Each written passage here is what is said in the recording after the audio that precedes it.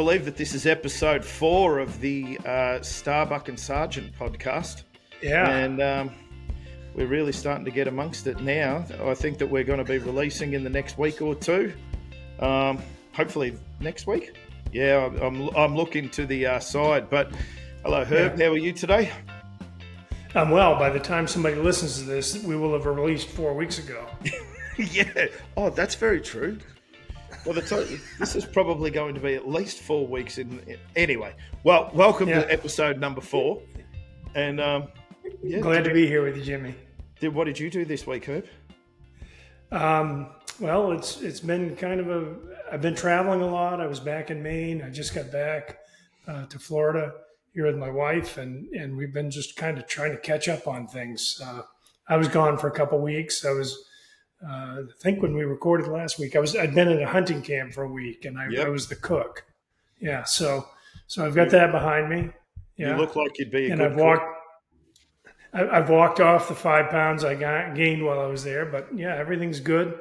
I've had a few interesting conversations the last couple of weeks with people in the business, and there's a lot of people out there that. They started in business maybe 10 years ago, and they didn't realize they were climbing on a rocket.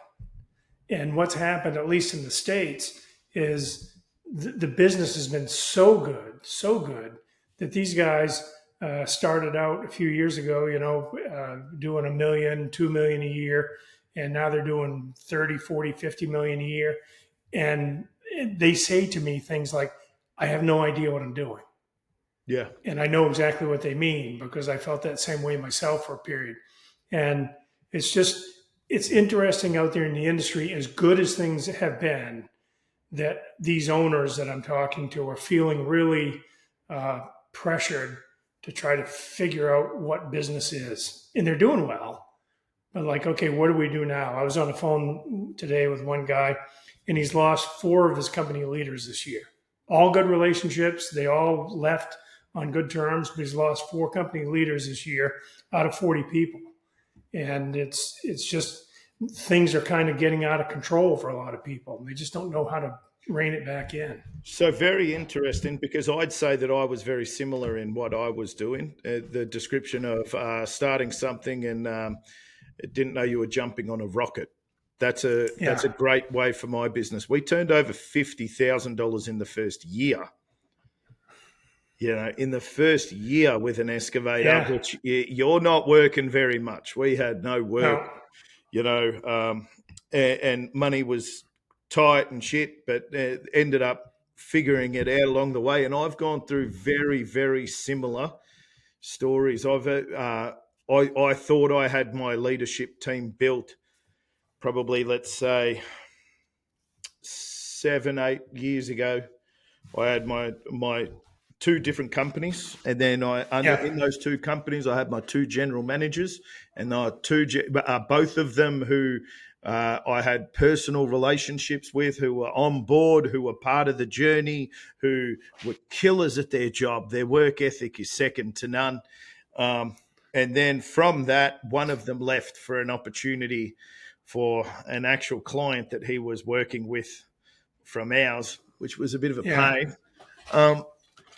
But then, over the years, to try and fill those holes and fill that gap and replace that knowledge, because, it's very hard to figure out what to do when you're a $40 million business, when you're a $400,000 business 10 years ago. And what that looks like. And then that's only looking inside. If you look inside, that's challenging enough. But now look outside for, the guy who's lost 4 company leaders, he's still got to perform his work while trying to fix all of the problems of, these people who have walked out. And I think that sometimes, like I know in my case, sometimes I needed a bit of luck sprinkled on there as well. Like I needed. We all do. Because it isn't just as simple as being running good business practices and putting a good product out there. Sometimes you just need people or you just need a little bit of luck your way. You know, one guy walks out, which is really shit, but then someone puts up their hand and says, "I'd love to work for you," and they're absolutely brilliant. Yeah. To find But that, you go.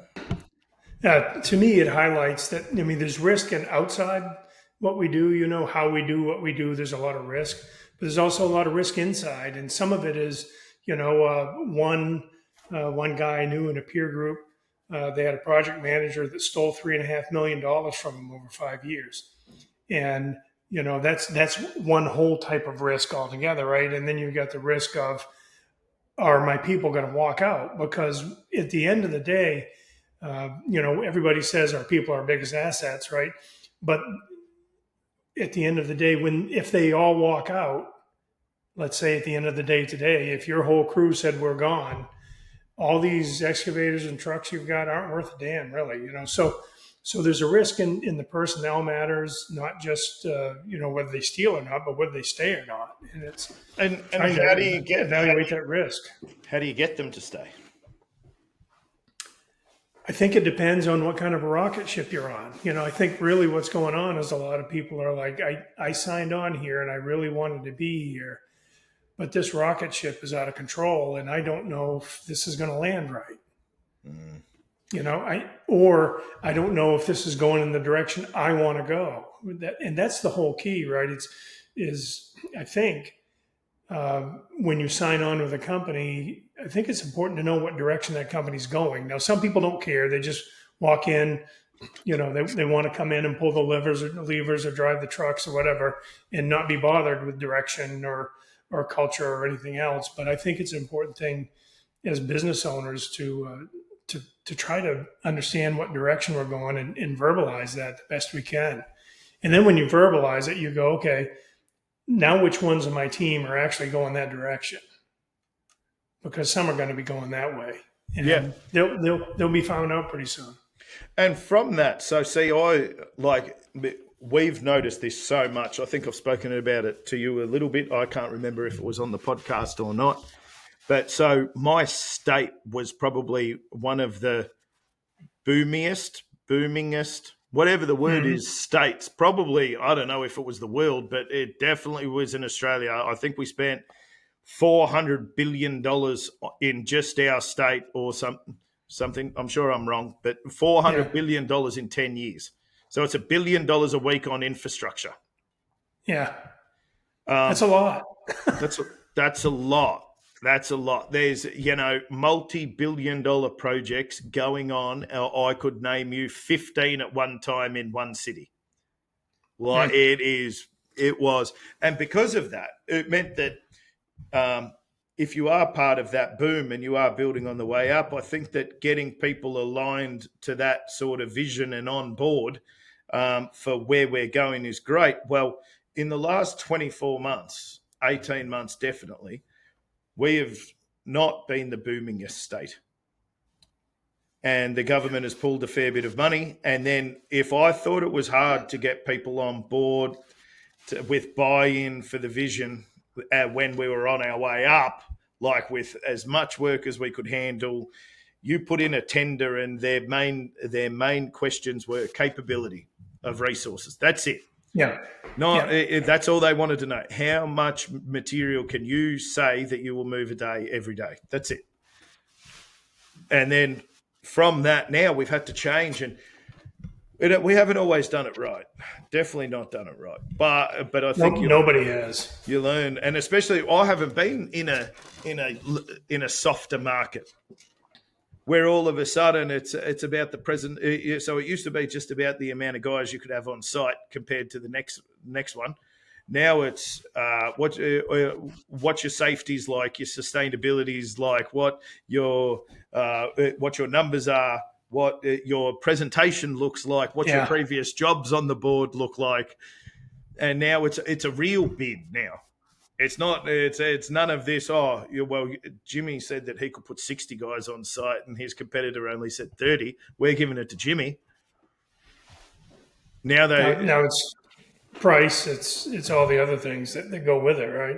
Yeah. And it's a great subject because what I'm seeing, I'm helping Benjamin Holmgren, a guy here in the States run some peer groups. I'm working with them on 3 different peer groups. So there's about 18 or 20 companies.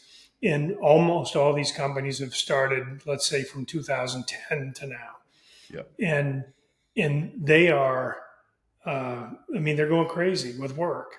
And one of my concerns with all these guys is like, I've been through 4 downturns. That's how old I am. I've been through 4 downturns, and they're not pretty. And these folks are just, they're kind of running their business like there's never going to be a downturn. And the way I try to talk to them is, okay, if we've got that altitude up here, so we've got a lot of time to make decisions. If we lose power, then let's get up here with it. Let's get our finances. Let's get our crew morale. Let's get our relationships with the banking and bonding company. Let's get them all up here. And we've talked about that on the podcast a little bit. But it's such a great subject, I think, and I'm glad you brought it up, that you are now in the process of a little bit of a downturn. I don't know how bad it is, but for the folks here, at least in the States, that hasn't showed up yet. And what have you done right, whether it's been on purpose or by mistake, frankly? What have you done right to set you up for those wins, for the downfall? Okay. One thing is cash is king, and a lot of it, right? So that doesn't matter if it's in facilities that are there. It doesn't matter if it's in property that you can turn against or leverage against. It doesn't matter if it's wherever you've got money, it needs to be a lot. Running on bootstrapping in civil construction or in haulage does not work. The payments are sporadic. Is a nice way to put it, because we all deal with the same stuff. We all deal with difficulty in getting payments. It's just not that easy. We have paper. We spoke about the as-built the other day. Like, who knows how much money you had waiting because you didn't have one piece of paper in. Right. And so because I was actually, I wasn't very liquid in my first few years. I was always very conservative, which meant that I always liked to pay my bills on time. My major component of my bills was my trucking company was only ran, I paid them 3 weeks. So you put in an invoice today, you get it in 3 weeks. When I have to wait for the money 30 days from end of month, 45. So it created a huge gap. The bigger the trucking company got, the bill payment cycle stayed the same. But the obviously the bigger the jobs we got, the more my end pushed out, and I was able to cover that, which meant that multiply that out by 5-7 years of focusing on cash flow and focusing on having a good nest egg. Or a rainy day fund is probably a better way to put it. And of course, good business fundamentals around finances as well, in terms of paying tax, paying entitlements. You do not want to be behind on your tax when the time is good. No, you don't. When the times are great, you want to be in front of your tax, not behind. Because if you're flying as high as you can, but yet the tax down here, well, you're actually not going as good as you think you are. Yeah, because you forget about that tax liability until all of a sudden it's on you. Yeah. So you mentioned cash. You mentioned assets. For me, some assets are very liquid, right? That you mentioned you can turn it into cash in a hurry, and some you can't. And, some, if you have to get rid of them, like in 2008, 9, 10 here in the States, if you had to get rid of equipment, you were going to take probably a 20 to 40 to 50% loss on it. So having to get rid of that is not a good thing. Also, real estate's a great investment, but it's maybe not where you want your operating cash tied up. Definitely not. Because when somebody doesn't pay you and you're whatever it is, 200,000 or 2 million or 20 million, depending on your scale, and someone doesn't pay you, it's going to be hard to sell that real estate in 10 days and not to take a beating on it, right?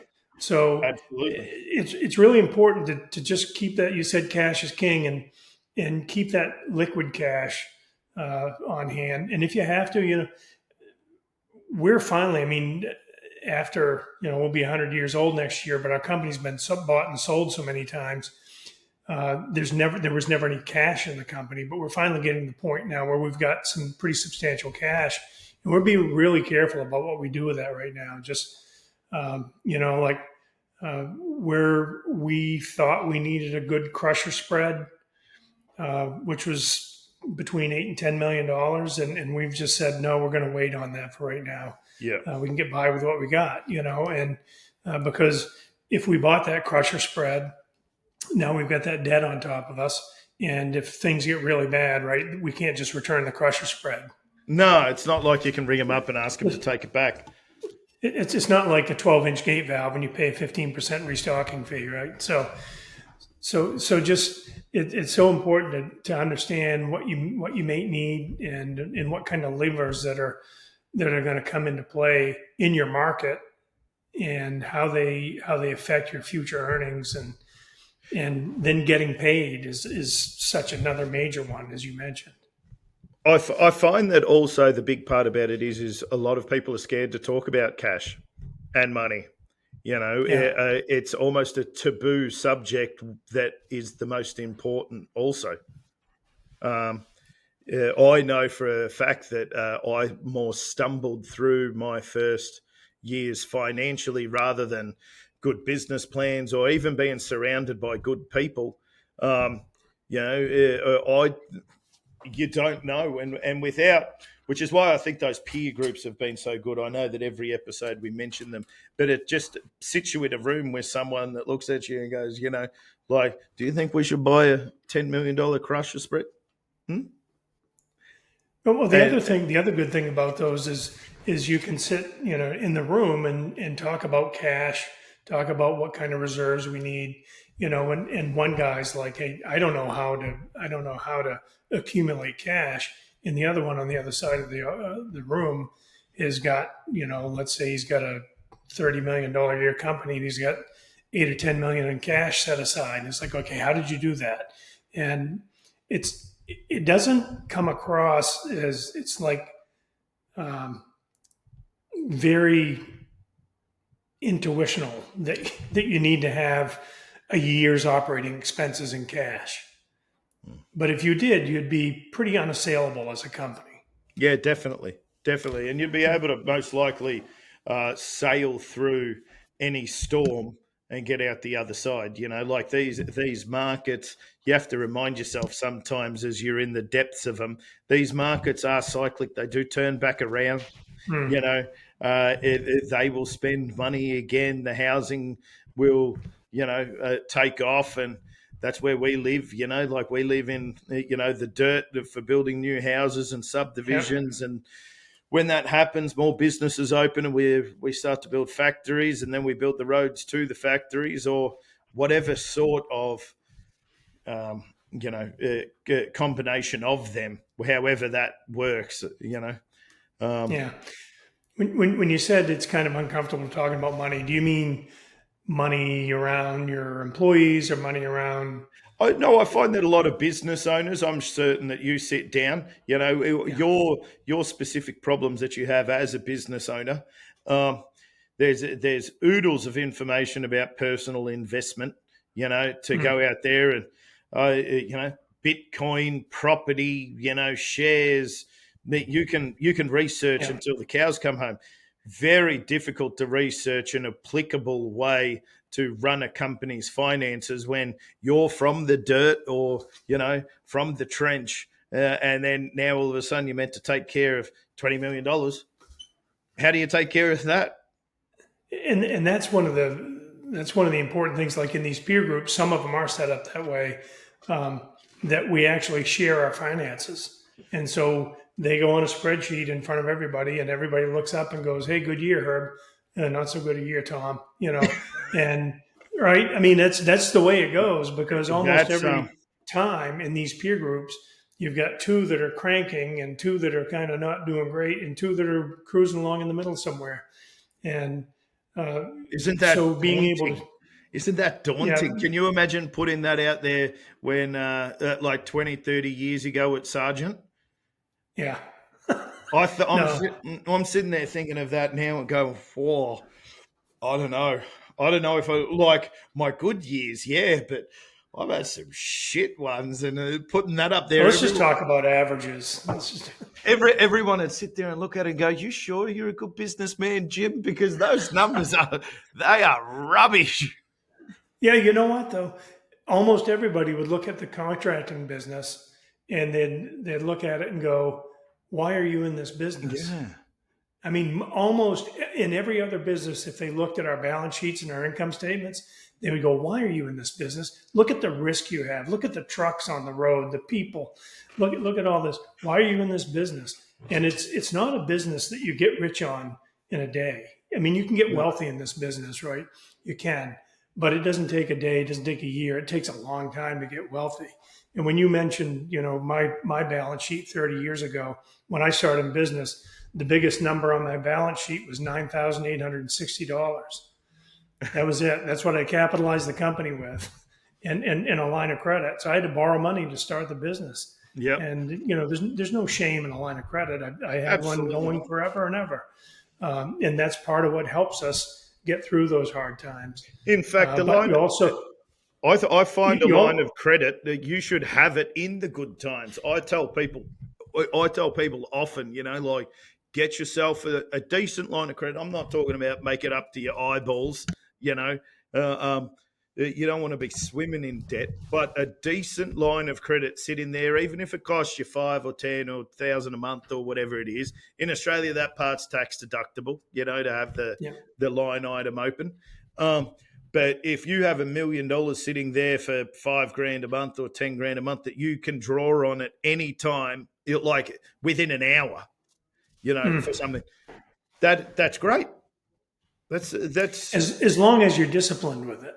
of course, of course. Right. I mean, because some people go, "Hey, there's a line of credit. I can go buy a condo in Italy." Literally, there's a company that I'm aware of that was an Italian family, but lived local to us 2 or 3 generations, and they went and bought a condo on their line of credit in Italy, and the bank found out about it, and the next thing you knew, there was an auction, and that was over. So, So, are you not allowed to there are buy rules. condos? Are you not allowed to buy condos in Italy?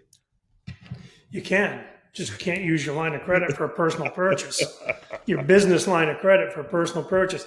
And that's the thing that I see so many people do is they combine their business and personal lives to the point where their business is taking care of personal expenses like a new boat uh, or something like that, and that just when times get tough, that's when the bonding company and the bank start to look at you and go, maybe this isn't what we want to play in right here.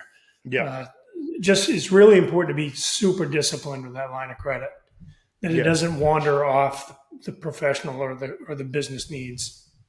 And what about with wages? What's your thought about a boss's wages? That's a good question, ain't it? Yeah, it is. I think bosses make good money usually. I mean, compared to the guy in the ditch, right? The guy in the trench. There's a lot of pressure on bosses, whether they're company owners or people that are running a company for somebody else. A lot of pressure on them, and it seems great when everything's going great and the boss is getting paid well. But then all of a sudden, when things go south and the boss maybe ends up finding himself a job, or worse, if you're the owner and you go out of business, then you're kind of like, well, I'm glad I enjoyed myself with this salary the last 10 years because they just came and got my house. So, I mean, that's a real risk, Of course. that I don't think most people understand that when you go for that line of credit. I mean, I had it this way forever until 6 or 8 years ago, 10 years ago. Um, my home, my cars, my wife's car, everything we owned was I had to sign personal guarantee, and if I got to the point where I couldn't pay that back, they were going to come after my house. They were going to come after my cars, and at let's say 50 years old, I was going to have to find a way to start over again. Yeah, So yeah, that's a real risk, and when you risk a lot, I think that the reward ought to be heavy. I agree. I very much agree. I paid myself very little for the first 10 years, thinking it was, um, thinking that was intelligent business. The saving of $1,000 or $2,000 a week was going to make or break us for some reason. Yeah, I don't know why I thought that. Looking back, it was so stupid. We had 15 cars. Every car was brand new. My car was 15 years old. And yeah, I don't know why I did that. Looking back, I think that was it? I was quite happy. I had yeah, I had a house. I had a car. I was just happy I had a car at some points and thinking the business was, but business was great. But then since then, I've probably, we have a management layer of car so that every manager drives the same sort of car. I have one of them. I'm not looking to, pay myself $1 million a year, but I've upped my wage, to be more in line with what I do and how I do it. And I think it's important also. I've been going almost 20 years now. I'm a long way from one excavator and $50,000 turnover. yeah.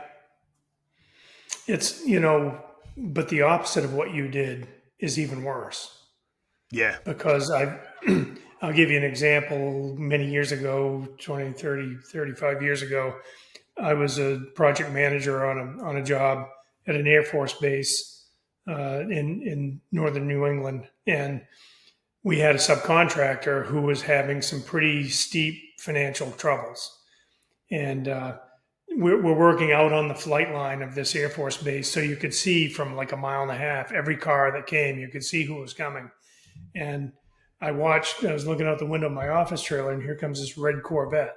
So this guy always drove a Corvette, right? Drove it right up, and we were using a hangar there at the Air Force Base, and he drove it right up and parked it right in front of the crew that was all there working. He got out, and he said, "So we're having a rough time."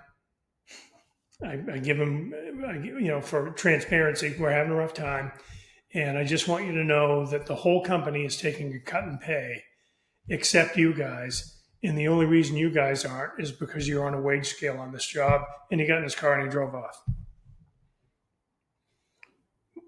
What do you think that told the crew? How hard do you think they wanted to work to help him? And the reason I bring that up, there's a lot of people that they hit success. They hit a warm spot in success. And then all of a sudden it's, all the personal trappings come. And I've seen it so many times. We had a guy that owed us a lot of money, in the asphalt business, like $3.5 million. And I went over to his office to talk to him, and he knew I was coming. And I drove in, and there's a Maserati parked in the driveway. That's your with Maserati. Brand new. That's your What's one. that? That would have been your one. That's the one I bought. Yeah. And I said to him, what's going on here? You owe me all this money and I want to work with you, but now I see a brand new Maserati in the yard. He says, well, it's a lease, it was $100 a month more than the other car. I said, it's what it looks like. It's the optics of this thing. And like when all these guys come in at the end of the day and they see your wife in a Maserati, and he's got I can't remember what it was, some kind of a really high end 4-wheel drive truck, that probably cost $150,000 to have built. These guys, they want to be here for you, but if you're not here for them, that sends the wrong message.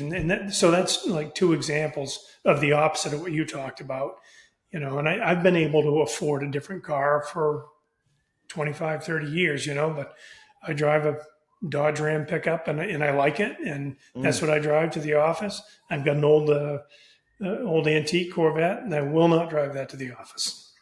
In fact, the only time I drive that car is at like 6 o'clock on Sunday mornings. I go for a ride. 6 o'clock Sunday mornings. Yeah. So why is it 6 o'clock on Sunday mornings? Oh, there because you nobody go. else will see me. And the roads are quiet. The roads are quiet, and I don't want anybody to see me. So that's this weird thing inside me that I'm like, now down in Florida, nobody knows me. I don't care. But up in Maine, where I, where I live, where my business is, it's always the way I was, and it doesn't make me right about that. But I don't want to flaunt success, I think that because it's there's success. I don't think you ever really get to success. I think you have successes.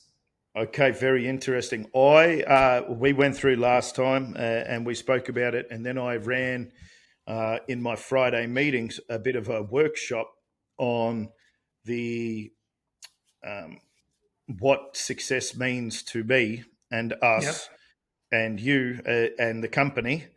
And I ran a bit of a workshop with about 10 people on, 10 of the leaders, let's say, Yep. on Friday about it, which is really interesting that we talked about personal successes. We talked about being successful, but being successful is a journey rather than a destination. Right. Everyone knows that you can fall off of the perch of being successful, and then all of a sudden he was successful. And Right. then last but not least, we went through a company and what that looks like and the deliverables behind what makes success, which I think we should put up behind the scenes and maybe share some of your wisdom there, because I really enjoyed it. I thought that it was great. Or even just to verbalize what that means for us on a day basis, week basis, monthly basis of what it looks like for a company, a Yeah. successful company in our space. What do we have to do for that? Well, I think what clarifying what success is the first thing, right? I mean, and I guess maybe the first thing is defining what it is you do and what it is you are, and then what makes you successful at that. So you guys are an excavation and haulage company. What makes you Yep. successful?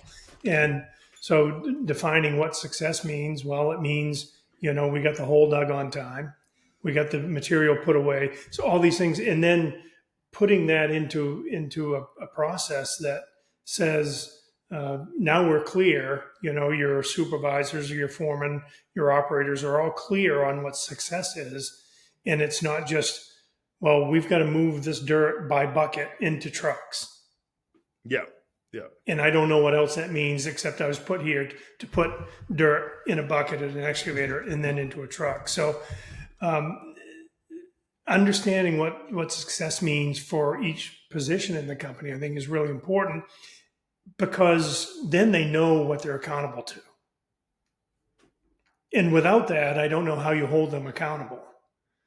Holding So, people accountable is a really interesting thing. Obviously, I've mentioned that the overall economy of the state is down, and so when we're on our way up, you do have some team members who perform slightly less than other team members.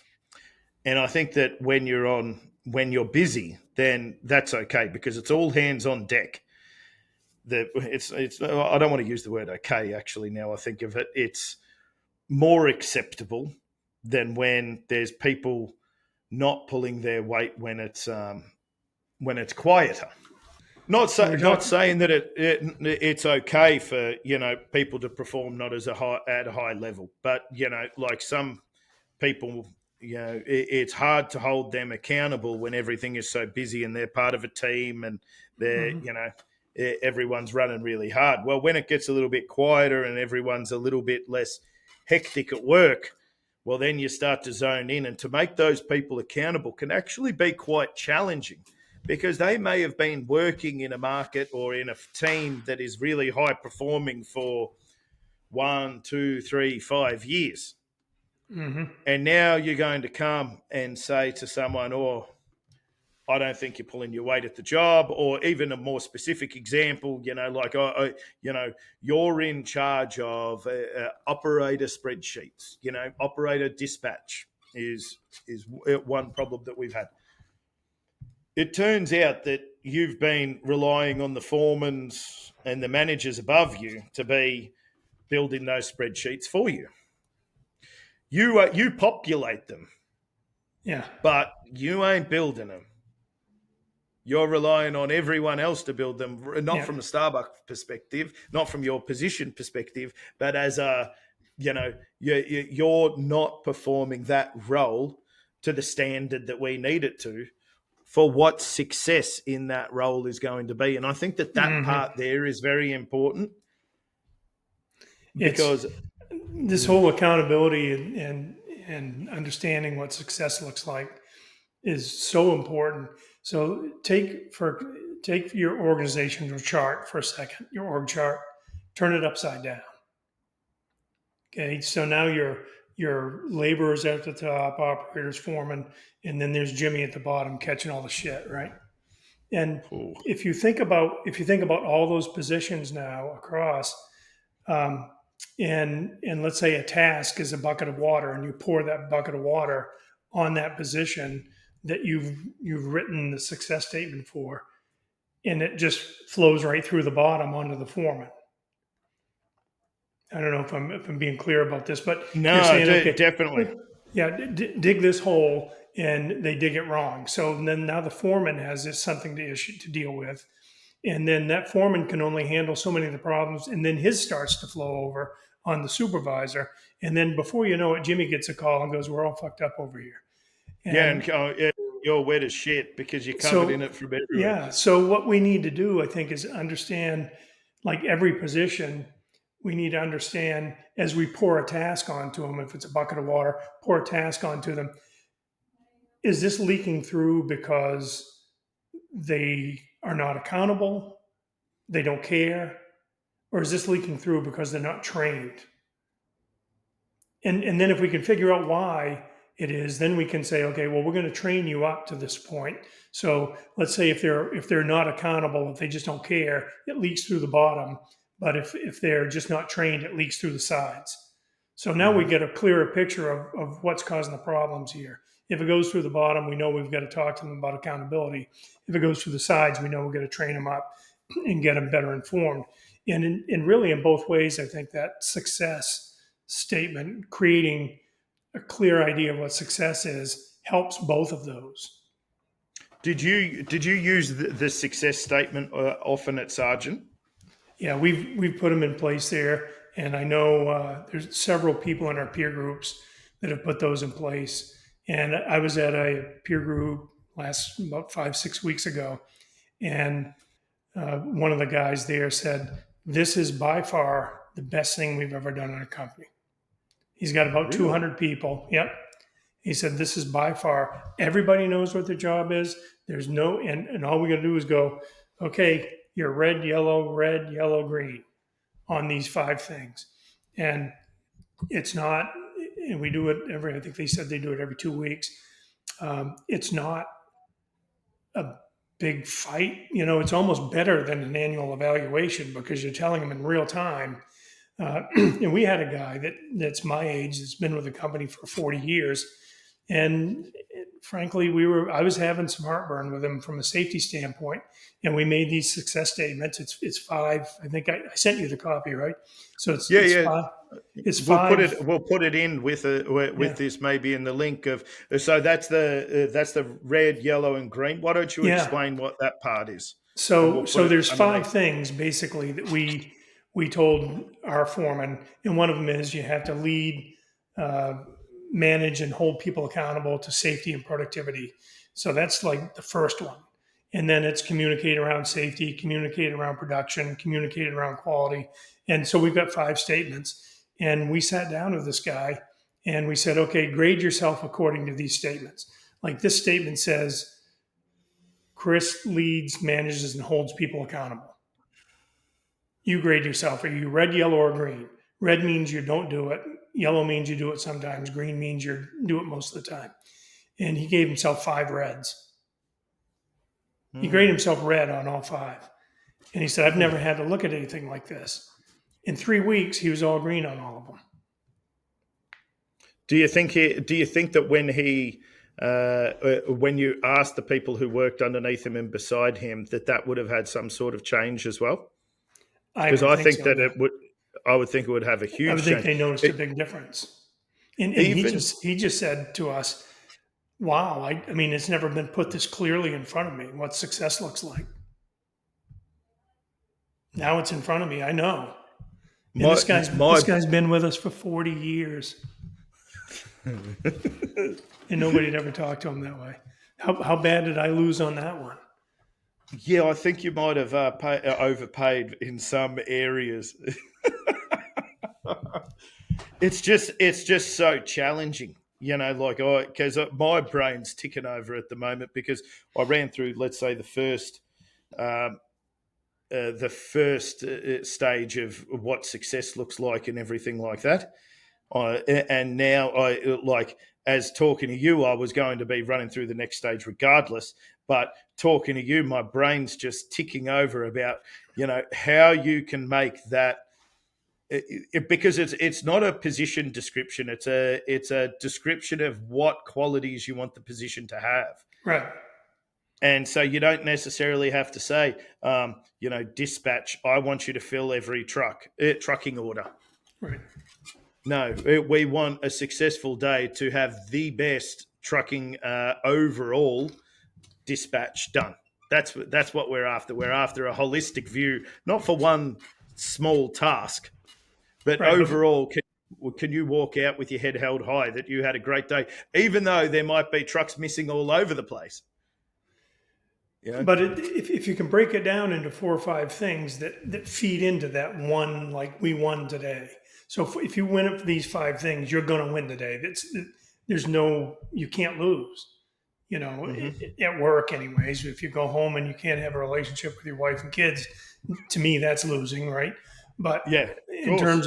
terms of work, uh, trying to make sure that we're clear about that success and what it looks like, and as we roll these out, people want to be. So we've got literally a calendar that goes each week, and they show them whether they're red, yellow, or green on all these five success statements. And what do you think people want to be? No, great. Green. They want to be green, right? Nobody wants to show up and go, "Well, I guess I'm red this time. I guess I'm red." And I've had to do it myself. I had a coach in my business from outside the business that was coaching me, and that's where I got this from. He said, "We're going to set up success statements for what success looks like for you." I was red, yellow, yellow, yellow, green. What was your success statement? Uh, Lead, manage, and hold accountable, communicate the values of the business. Um, You've got trying to remember. four. You killed it. Yeah, well, Is that 4 out of the 5 that you got? well, there's fun. Well, at the time, I was red, yellow, yellow, yellow, green. I think the one that I was green on was communicating the values, but uh, the other ones I needed some help on. So we talked to it, and after we got on once a month, and after a couple months, I was more or less green all the way across, and then a month would go by, and I'd say, "Yeah, I'm not green on this one anymore. I'm back to yellow." And Mm. that was my accountability, and that scenario, that coaching was the best thing I've ever done in my career. How long Yep, did you do it for? probably 3 years. I was a late bloomer. Uh, I think I started in 2021, but and that's when I said, "Okay, we got to do these for other people." So the people that reported to me also had success statements. The people that reported to them had success statements. But this company that I told you about, a couple hundred people, he says our people are just thrilled with them. They know exactly where they stand. They don't have to wonder. They don't have to like give the superintendent a sideways glance and wonder if they should avoid him because they're in trouble with him. They just know. And Yep. the other thing about the accountability piece for me is if you start a company like you did and like I did, and you've got 5 people and you're just in conversations, kind of you're holding them accountable, right? Almost all the time. Like, well, make an adjustment here, make an adjustment there. But as your company gets bigger, if you don't have that accountability framework, um, and everybody that you work with has a different idea of how to achieve success, and that may wander from what success really is. So let's say you've got an individual that's working for you that he's got a different idea on how to achieve success than you do, and his doesn't work. Now you've got 100 of those people, Yeah. 200 of those people, right? The bigger your company gets, the wider uh, the wider that gap comes between what your vision for success is, Jimmy, and what your people are out there doing if they don't know what the hell makes it successful. Isn't it so? Yeah, like I keep saying, you keep stacking layers on top of the company and taking on more, and then all of a sudden you're rocking up and you don't know anything about the job, and you don't know. Oh, you might know broad strokes across the top, but there's someone taking care of it, and there's people on site that you don't necessarily know, and then in the good times and when the framework is adhered to, it's great. But then there's some sort of breakage around the edges, about because if people haven't been inducted properly Right. on the way through from the management level down, you really need to make sure that everyone's in alignment with what you do, how you do it, and probably a question I hadn't thought about until recently, in the last couple of years, as I've tried to become a bit of a different boss. Also, is the outcomes on site are one thing, and the outcomes in the office are another thing, but what the company is overall and if it will be successful is completely and totally separate to them. Not Yeah. there's not a hard line, but also at the same time there can be, because you can be cruising or running towards a disaster without actually knowing that you are. Yeah. Uh, Especially well, I ran into big problems with my trucking company. I didn't know exactly what I was doing when I was, started running 150 or 200 trucks a day. It just came out of nowhere. You don't have the right tools for that. You don't have the right people for that. The people that you're getting in to run that, they might be thinking that a happy truck driver, which don't get me wrong, happiness is always important, but a happy truck driver is all we want. So they say yes to everything. Yeah. And then all of a sudden everyone's going home. There's a lot of time off that's approved without any, management over the top of it.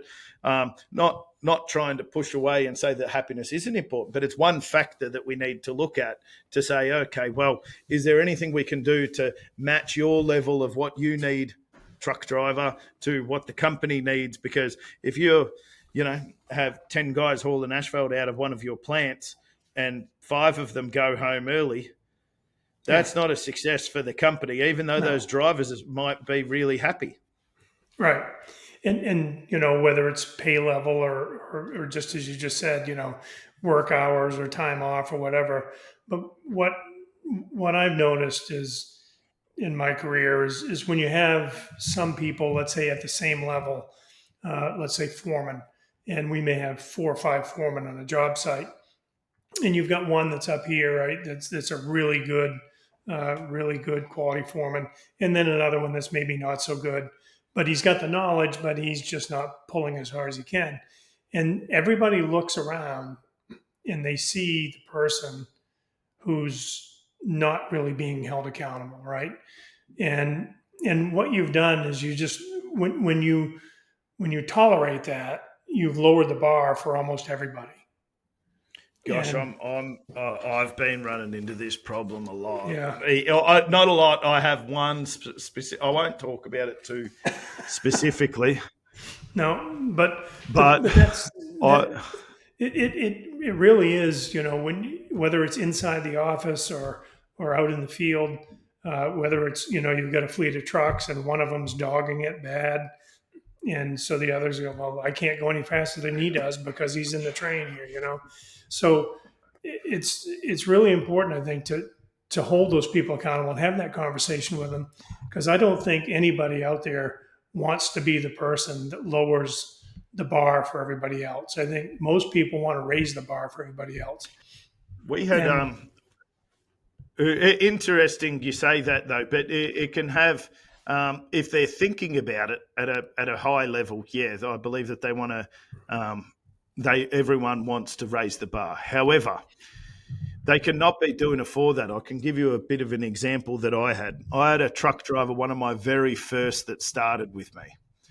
He was about 10 years working for me.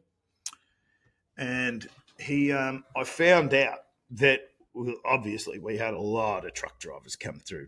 And he is our senior guy. He's got the nicest, fanciest truck. He gets put on the best jobs. He's our leader. Well, it turned out that he was, every time a truck driver came in, inducting them into the process of how to maximize your hours for the week. Yeah.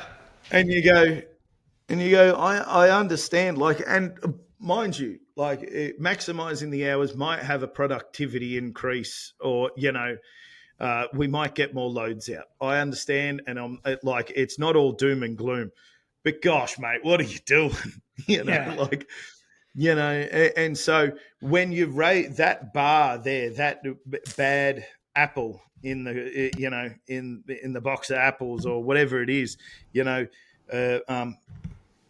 it really can change it. And I've been running into a specific scenario for approximately maybe 6 months of trying to change a status that is too low. We're trying to pick it up, but to pick it up across the board is really challenging, because if you have so many people that input into that, then to make everyone, well, we'll take machine cleanliness and overall, that's a really good one, a good example for it, because everyone understands.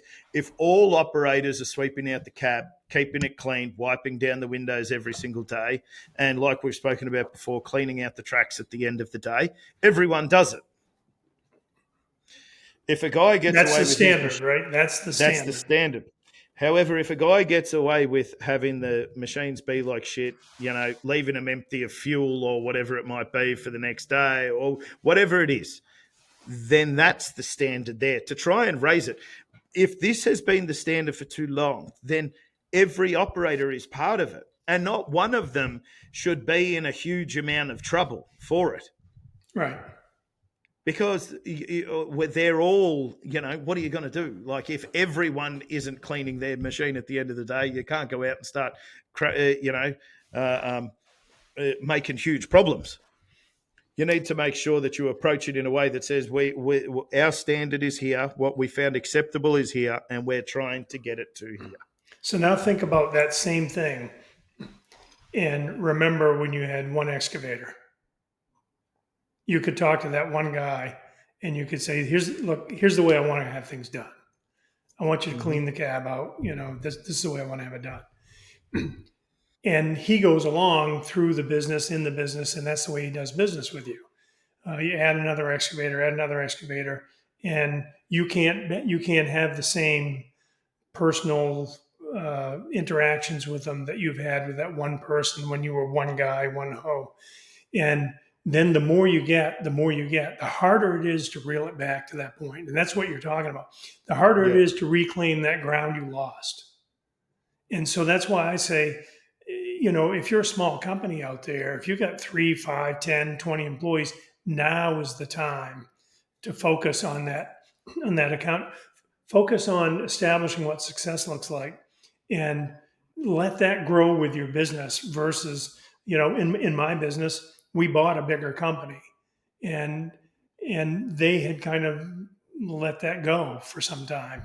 And it was hard for me to reclaim all that ground. We're still doing it. 100%. Louis given us the 5-minute wrap up a couple of minutes ago. Time seems to fly sometimes when we get into these, Herb. Yeah, it always does, yes. We'll have the questions on the bottom of this, a link to be able to send any questions that you want me and Herb to talk about. Like, subscribe, share, send to your friends. Tell your family at dinner time to watch and listen in. And I think that's about it. I look forward to next week. This may not be a family show all the time, just to be fair. Well, you got to have adolescent children at least. Maybe. So we're going to have the link in the show notes will be, Perfect. Send and I'll your gather questions those there, up. and I'll take the hundreds, the maybe thousands that we get, and I'll gather them up and we'll talk about them. perfect. And I will see you next week.